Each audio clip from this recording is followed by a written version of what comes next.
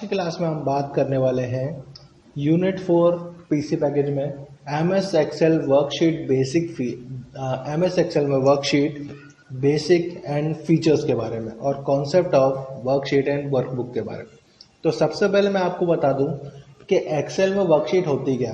तो एक्सेल में जो वर्कशीट का मतलब वहाँ पर काम करने वाले एरिया से, या फिर आप कह सकते हो कि जैसे वर्ड में पेज होता है वैसे ही वहाँ पे एक वर्कशीट होती है। तो सिंपली हमें एमएस एक्सेल क्या है उसके बारे में बताऊंगा, वर्कशीट क्या होती है, वर्कबुक क्या होती है, वो सारी चीज़ें बताऊंगा। तो एक्सेल 2013 एक स्प्रेडशीट प्रोग्राम है, यानी कि जो वर्कशीट होती है उसे स्प्रेडशीट भी बोला जाता है। ठीक है, प्रोग्राम का मतलब एप्लीकेशन जो आपको जानकारी को स्टोर करने, व्यवस्थित करने और विश्लेषण करने की अनुमति देता है। जबकि आप मान सकते हैं कि एक्सेल केवल कुछ लोगों द्वारा जटिल डेटा को संसाधित करने के लिए उपयोग किया जाता है। कोई भी व्यक्ति आसानी से प्रोग्राम की शक्तिशाली सुविधाओं का उपयोग लाभ उठाने के तरीके सीख सकता है। कहने का मतलब यह है कि एक्सेल में डेटा को जमा किया जाता है, उसे स्टोर करके रखा जाता है और उसका विश्लेषण करके इंफॉर्मेशन भी तैयार की जा सकती है और इसका यूज़ करना कोई भी व्यक्ति सीख सकता है। ठीक है, उसका लाभ उठा सकता है। और ठीक है, तो इसके आगे मैं आपको बताने जा रहा हूँ कि एक प्रशिक्षण लॉग आयोजित कर सकते हैं, चालान बना सकते हैं। एक्सेल में विभिन्न प्रकार के डेटा के साथ काम करना आसान बनाता है, यानी कि रिपोर्ट्स वगैरह आप तैयार कर सकते हो इस पर आसानी से। अब मैं आपको बता देता हूँ इसकी विशेषता क्या है, यानी इसके फीचर्स क्या है। तो जो आपको 2013 देखने को मिलेगा वो आपको एकदम नए लुक में देखने को मिलेगा। ठीक है, नया लुक कहने का मतलब यह है कि जिन लोगों ने 7 पे काम किया होगा उन लोगों को समझ में आ गया होगा कि भाई नया लुक क्या देखने को मिलने वाला है। तो देखेंगे, जैसे मैं यहाँ पे स्टार्ट बटन पे जाता हूँ और एक्सेल में यहाँ पे टाइप करता हूँ, देखिए एक्सेल 2013 आपको यहाँ पे देखने को मिल जाएगा। तो ये इसका कुछ नया लुक है। अब इसी के बारे में आपको बताने वाला हूँ। तो जब आप एक्सेल 2013 खोलेंगे तो आपको एक ब्लैंक वर्कबुक के बजाय स्टार्टअप स्क्रीन दिखाई देगी। इस स्क्रीन को स्टार्टअप स्क्रीन बोला जाता है। ठीक है, उसके बाद लेफ्ट पैनल में आपको अपने रिसेंट दस्तावेजों के साथ अतिरिक्त फाइलों को खोलने का विकल्प दिखाई देगा। कहने का मतलब यह है कि रिसेंटली अगर आपने कोई भी फाइल बनाई हुई है, जैसे मैंने वर्कबुक बनाई हुई है डेस्कटॉप पे, तो वो दिखाई देगी। और साथ ही साथ आपको यहाँ पे बिलिंग स्टेटमेंट यानी टेम्पलेट्स आपको दिखाई दे रहे हैं।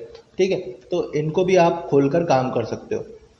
तो टेम्पलेट चुन सकते हैं, साथ ही माइक्रोसॉफ्ट के ऑनलाइन टेम्पलेट की लाइब्रेरी खोज सकते हैं। यदि आप लंबे समय तक एक्सेल उपयोग करता है तो यह नया लैंडिंग पेज बनाने के लिए उपयोगी हो सकता है। लेकिन अगर आप स्टार्टअप को प्राथमिकता दी जाती है तो इसे डिसेबल किया जाता है। इसके अलावा बैक स्टेज व्यू में आपको एक नया इंटरफेस जो आपको अपने डेटा पर पहुंचाने सहित आपके डेटा एवं फाइल प्रबंधन विकल्पों को तेजी से पहुंच प्रदान करता है। कहने का मतलब यह है कि ये सारी चीज़ें आपको आराम से डेटा तक पहुंचाने में सुविधाजनक रहेगी। दूसरा इसके अंदर ऑप्शन है फ्लैश फिल का। अब फ्लैश फिल करता क्या है मैं आपको समझा देता हूँ। तो एक्सेल में ऑटो फिल सुविधा एक बड़ा टाइम सेवर है, यानी कि इसमें ऑटोमेटिकली फिल हो जाता है। कैसे फिल हो जाता है वो समझिए। लेकिन शायद वर्कबुक में जादू की सबसे नज़दीकी चीज़ नई फ्लैश फिल सुविधा है, जो आपके लिए अपना काम भर कर आगे बढ़ाती है। जैसे कि फ्लैश फिल का आपके डेटा में एक पैटर्न का पता लगाता है। यह आपकी शेष जानकारी को एक साथ एंटर करता है। उदाहरण के लिए कल्पना करें कि जैसे मैं आपको एग्जांपल दिखा देता हूँ। जैसे मान लीजिए मैंने यहाँ पे लिखा रियलमी, ठीक है, उसके बाद मैं यहाँ लिखना चाह रहा हूँ रेडमी, लेकिन ऑटोमेटिकली मेरे सामने रियलमी आ गया। ठीक है, अब वो सोच रहा है कि अगर आप रियलमी लिखना चाह रहे हो तो मैं आपको यहाँ से आप एंटर करोगे तो ऑटोमेटिकली रियलमी हो जाएगा। लेकिन मैं चाहता हूँ कि नहीं, यहाँ पर रेडमी लिखना है तो रेडमी में लिखता हूँ। ठीक है, तो मैंने REDMI कर दिया रेडमी। ठीक है, फिर मैंने यहाँ से, अब उसके पास कंफ्यूजन ये है कि RE से वो रियलमी लिखना चाह रहे हो या RE से आप रेडमी लिखना चाह रहे हो। और जैसे ही मैं A लिखूंगा तो ऑटोमेटिकली उसके सामने रियलमी आ जाएगा। तो ये इसकी एक सुविधा है जिसको फ्लैश फिल सुविधा या ऑटो फिल सुविधा कह सकते हो आप, ठीक है। इसके बाद मैं आपको नेक्स्ट ऑप्शन इसका बताना चाह रहा हूँ, रेकमेंडेड चार्ट। कई एक्सेल उपयोगकर्ता हमेशा अपने डेटा के लिए सर्विसेज चार्ट टाइप नहीं चुन पाते, इसलिए रेकमेंडेड चार्ट की सुविधा के साथ एक्सेल चयनित डेटा के लिए सुझाए गए चार्ट प्रकारों का एक संग्रह प्रदर्शित। आप एक प्रीव्यू देखेंगे कि आपका डेटा अलग अलग चार्टों में कैसा दिखाई देता है। उसके बाद आप परिणाम चुने तो अपने परिणामों को प्रदर्शित करता है, ठीक है। कहने का मतलब यहाँ है कि यहाँ पर आपको इंसर्ट मेन्यू में जो चार्ट की आपको सुविधा मिलती है, यहाँ पर आपको रेकमेंडेड चार्ट दे दिया गया। चार्ट तो 7 में भी थे, लेकिन रेकमेंडेड चार्ट से क्या होता है कि आप अपने डेटा को सिलेक्ट करिए, रेकमेंडेड चार्ट में जाइए, आपको जो सा चार्ट पसंद आता है, जैसे फॉर एग्जांपल कॉलम चार्ट या बार चार्ट, तो उसमें से आप कोई चूज़ करिए, वो आपको प्रीव्यू दिखा देगा, ठीक है। उसके बाद यहाँ पर आपको नेक्स्ट ऑप्शन है, इसके कुछ फीचर मैं आपको बता रहा हूँ। इंस्टेंट डेटा एनालिसिस, नया क्विक एनालिसिस टूल नए अनुभवी एक्सेल उपयोगकर्ताओं को सही तरीकों से डेटा दिखाने के लिए विकल्प खोजने में मदद करता है, ठीक है। अब मैं आपको बताने जा रहा हूँ कि इसमें वर्कशीट और वर्कबुक होती क्या। तो वर्कशीट, मान लीजिए कि वर्कशीट क्या है, तो मैं आपको बताता हूँ कि वर्कशीट क्या है इसके अंदर।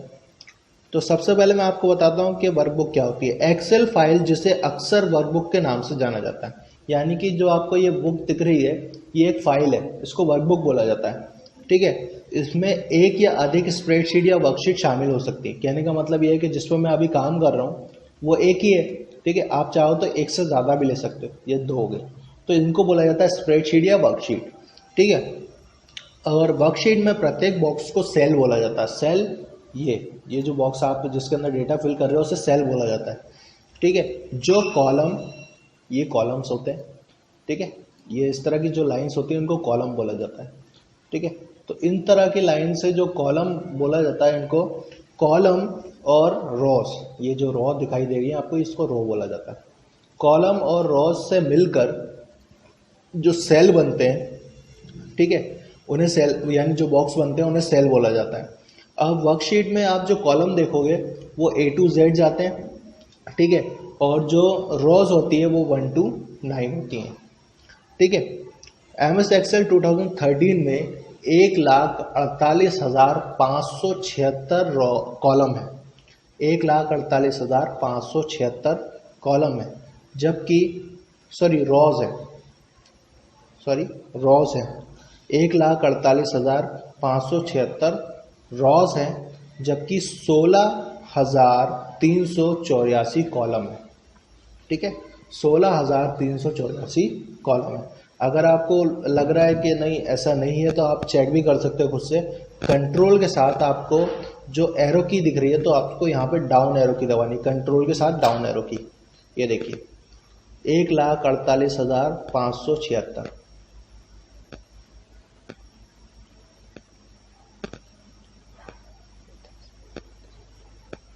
ठीक है। और जबकि अगर आपको कॉलम देखना है तो कॉलम को इतनी आसानी से आप काउंट नहीं कर पाओगे, लेकिन मैं फिर भी तरीका बता देता हूँ। कंट्रोल के साथ आपको राइट एरो की प्रेस करनी है, क्योंकि यहाँ पर जो होता है कि जो आगे बढ़ता चलता है, लेकिन इसमें 16,384 कॉलम होते हैं। इसका मतलब है कि एक एक्सेल वर्कशीट में 17 अरब से अधिक सेल्स होते हैं, ठीक है। डिफ़ॉल्ट रूप से MS Excel 2013 एक ब्लैंक वर्कशीट है के साथ एक नई वर्कबुक खोलता है। ब्लैंक वर्कशीट के साथ एक नई वर्कबुक खोलता है। आप आवश्यकता अनुसार वर्कबुक के भीतर वर्कशीट जोड़, घटा या फिर बदल सकते हैं, इसका नाम बदल सकते हैं, ठीक है। जब आप किसी एक्सेल फाइल को अपने कंप्यूटर पर सेव करते हैं या किसी अन्य विधि का उपयोग करके इसे सेव करते हैं तो इसे वर्कबुक के रूप में सेव किया जाता है। वर्कशीट से एक वर्कबुक बनाई जाती है, दूसरे शब्दों में वर्कशीट वर्कबुक में संग्रहित रहती है, और वर्कबुक में वे फाइलें होती हैं जिन्हें आप वास्तव में सेव करते हैं।